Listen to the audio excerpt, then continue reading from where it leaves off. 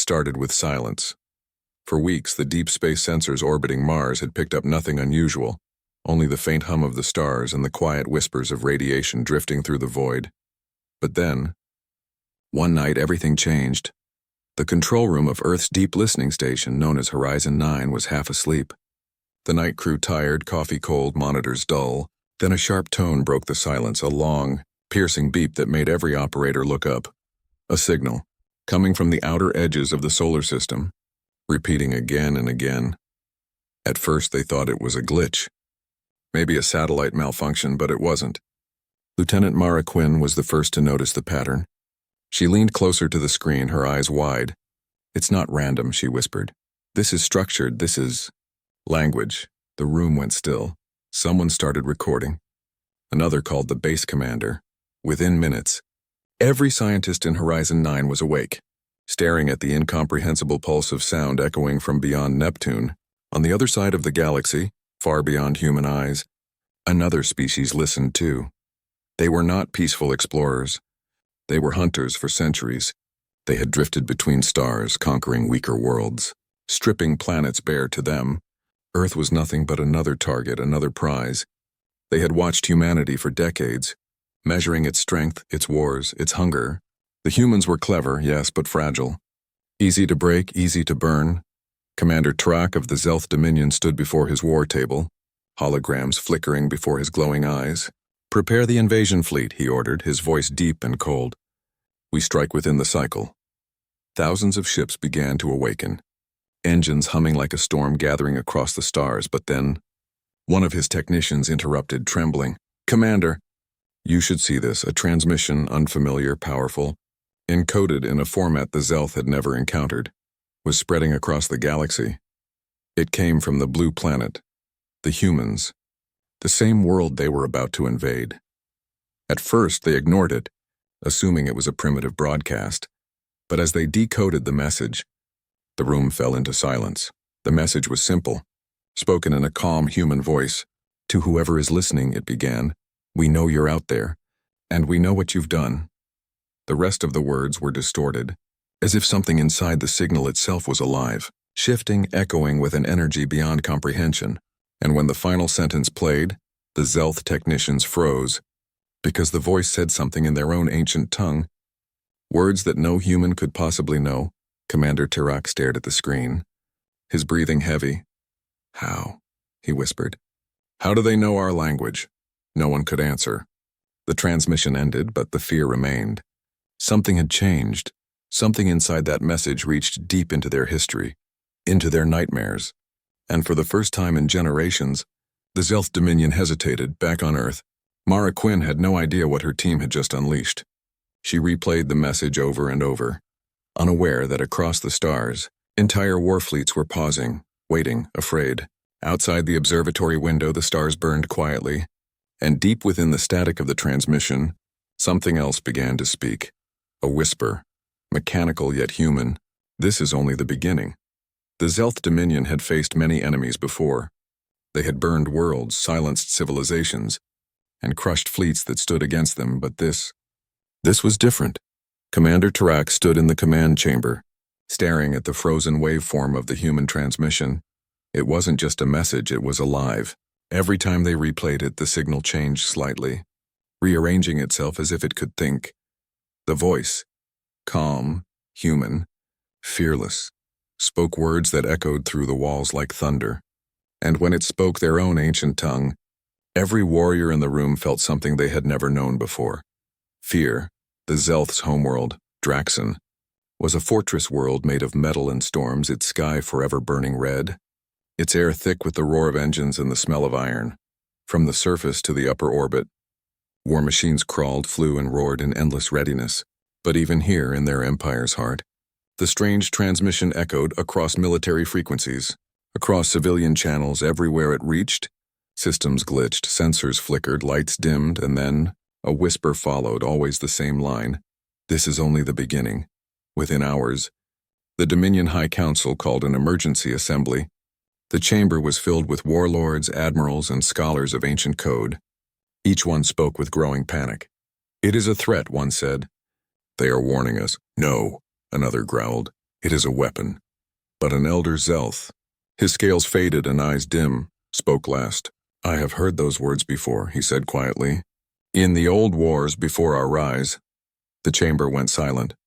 The same phrase was used by a species that vanished when we first took the stars, he continued. Their message ended with those same words. This is only the beginning. And then they disappeared. Commander Tirak clenched his claws. You're saying the humans found something ancient, he said. Something connected to us. The elder nodded slowly. If they have awakened it, then the war we bring may destroy more than them. Across the galaxy, other species began to intercept the signal too. Some ignored it, others tried to trace it. But the ones who decoded the hidden layer, the encrypted part buried deep within, started vanishing. Ships went dark, outposts lost contact. Whatever the message carried was more than sound, it was a presence, spreading through circuits, through minds, through the void itself. Back on Earth, Lieutenant Mara Quinn sat alone in Horizon 9's control room. Everyone else had been ordered out as the military took control of the base. She watched the waveform dancing on her screen. It pulsed softly, almost like a heartbeat, and when she leaned closer, she could hear something new. Whispers layered under the static. Human voices, hundreds of them, overlapping. Calling her name, Mara. Mara Quinn. Her hands trembled. She muted the speakers, but the voices didn't stop. They were not coming from the monitors anymore.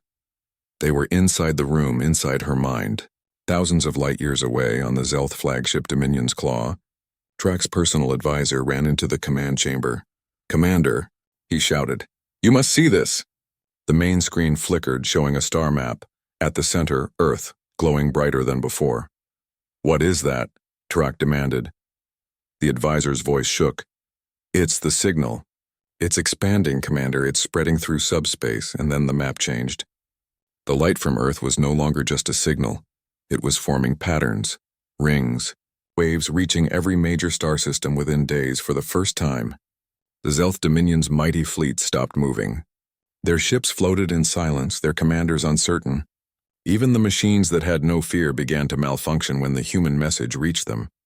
Something inside the code made them hesitate, made them question, Commander Tirak whispered to himself. What have these humans done? And somewhere, deep in the black between stars, the signal shifted once more. Now it wasn't just a warning, it was an invitation. Something ancient had heard it too, and it was coming. Days passed and the universe grew quieter. No one dared to send new signals.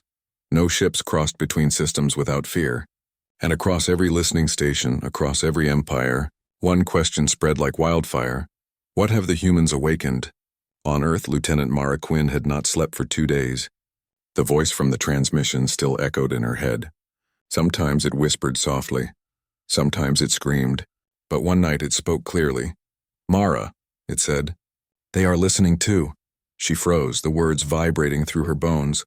Who are you? She whispered back. No answer came. Only the faint sound of breathing from her headset. Slow, human-like, but not from any living person in the room. Meanwhile, in the far reaches of the galaxy, the Zelth Dominion's fleets had gathered near a massive battle station orbiting their war capital. Their commander, Tirak, had ordered full defense protocols. But even as the most advanced shields glowed around their ships, the fear remained. He had seen brave warriors tremble. He had seen machines refuse commands. It was as if the signal had reached into the code of their minds and changed something inside. Then, one morning, the signal stopped completely. Every frequency went dead, every station fell silent. The entire galaxy held its breath. And then, a new signal appeared, not from Earth this time, but from somewhere behind Earth, from deep space far beyond the human colonies. On the Dominion's command deck, a holographic feed flickered to life. The technicians stared at the screen as a shape began to appear. Something massive, surrounded by dust and lightning. It wasn't a ship, not like theirs. It looked ancient, almost alive. A voice came through, faint but clear. Do you remember us? Every translator, every machine tried to decode it. But the meaning came straight into their minds instead. No code, no words, just emotion, and that emotion was rage. The ancient elder of the Zelth Council fell to his knees. It can't be, he whispered. They were erased. They were erased by our ancestors. Tirak turned sharply. Who? The architects, the elder said. Trembling. The first builders of worlds, the ones we betrayed. The commander's claws tightened on the console. So this thing is one of them. The hologram zoomed in. The creature, or structure, opened its colossal eyes. Glowing like dying stars, it wasn't speaking to one world anymore. It was speaking to all. Your silence ends, it said. You have stolen from the living sky, now you will return what was taken. Every starship in the system began to lose power. Engines failed, weapons went cold. Gravity itself began to twist. The Zelth ships drifted helplessly as their systems died one by one. Only one frequency still worked, the same human signal that started everything. Now merged with something else, something older. Back on Earth, Mara Quinn saw her monitors flare to life again. The waveform returned, but this time there was something new. A second layer, a pulse that matched a heartbeat. Her own, she realized it was connected to her somehow. The voice spoke again. Mara, we found you because you answered. She gripped her chair, terrified. What do you want from us, she asked. To remember, it said, to finish what began.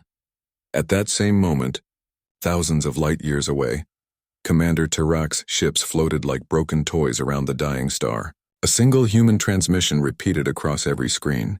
Every line of code it touched changed, rewriting itself into something living. And before the feed died, every Zelth officer heard the same final line. Do not come for Earth. It is already taken. The signal ended, the creature vanished. And across the galaxy, silence returned. But now that silence was not peace. It was the silence before something greater, something ancient that had awakened. For the first time in recorded galactic history, the Zelth Dominion went silent. No ships moved, no orders were sent, no engines roared. Entire fleets floated dead in the void like metal ghosts. The message from Earth still echoed in their minds. Do not come for Earth. It is already taken. Commander Tarak stood inside the dark command deck. The lights flickered weakly, the systems half dead. He stared at the blank screen, his reflection looking older, smaller. For the first time, he felt like prey, not predator. The elder Zelth walked slowly beside him, his voice low and heavy. You see now, he said. We are not the only ones who remember the wars of creation. Tarak turned to him. The architects, he said, you believe they still exist. The elder nodded. His scales dim under the red light. They were not destroyed, he whispered. They hid within the stars, waiting for the next empire foolish enough to touch what was forbidden.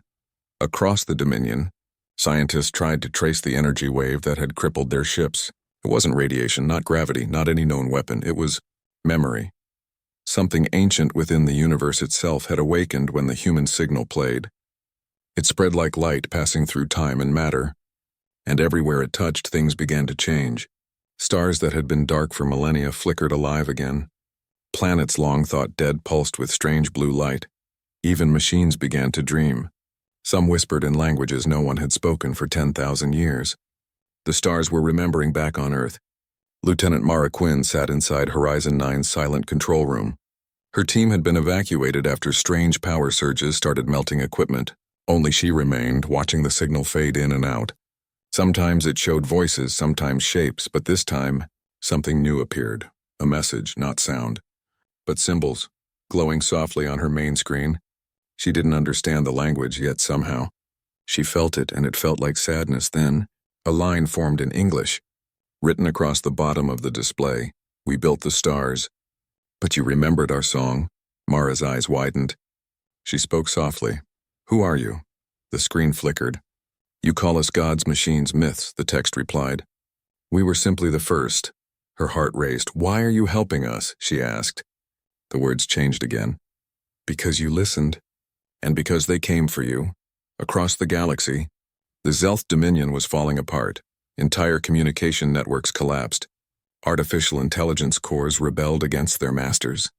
Old ships began to rewrite their own directives, whispering about the first makers. And deep inside the Dominion's capital, the great database, one older than the Empire itself, unlocked by itself for the first time in centuries.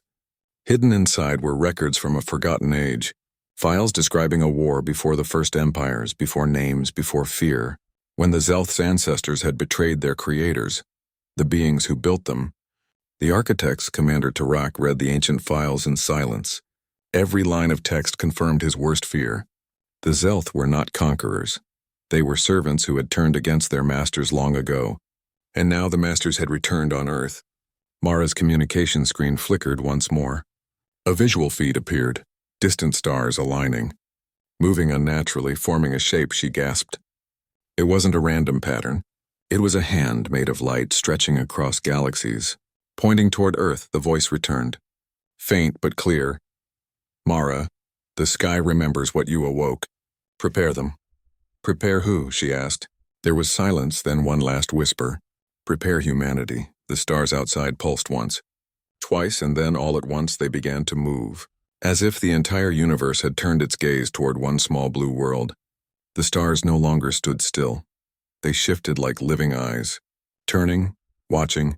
Every ship, every sensor, every satellite felt their pull. And far beyond the solar edge, something vast began to move.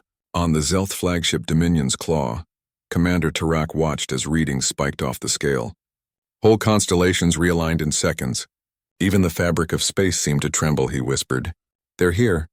The elder beside him nodded slowly, his old eyes glowing faint blue. The first builders have returned, he said. They remember what we did. The Zelth tried to fight it. They launched their ships, powered their weapons, screamed defiance into the void, but nothing answered. Lasers vanished into silence. Missiles froze mid-flight, and the ships simply stopped, not destroyed, not broken, just still, as if time had forgotten them. Across every empire, fear spread like wildfire. But on Earth, there was only wonder. At Horizon 9, Mara Quinn stood at her console. The signal was gone now, replaced by a low hum that shook the walls. Then the lights dimmed, and the ceiling above her opened like the sky itself. A beam of pure light poured down, warm, gentle, alive. And from within it, a shape formed.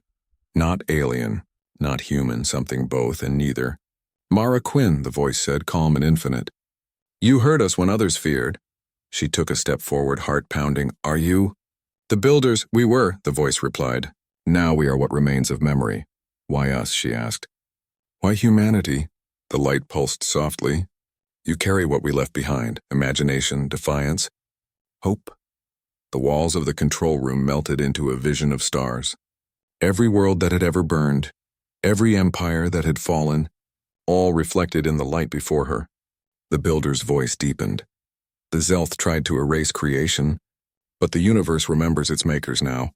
It remembers you.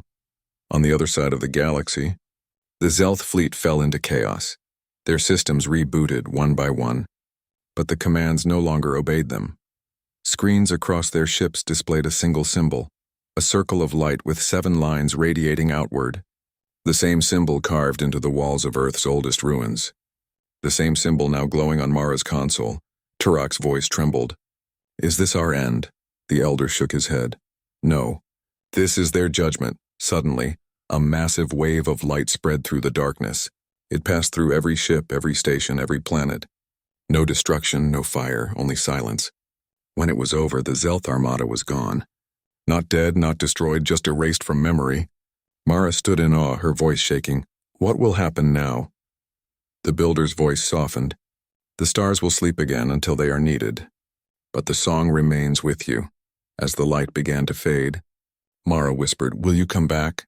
The voice lingered. When your kind forgets what you are, it said. When the fire grows cold, we will return. The beam of light vanished into the heavens. Horizon 9 fell silent again. Outside, the sky looked normal, quiet, peaceful but deep in the static of every signal. A faint heartbeat remained, a rhythm older than time itself. And sometimes on the darkest nights, if you listened closely, you could still hear the whisper. This is only the beginning, the end.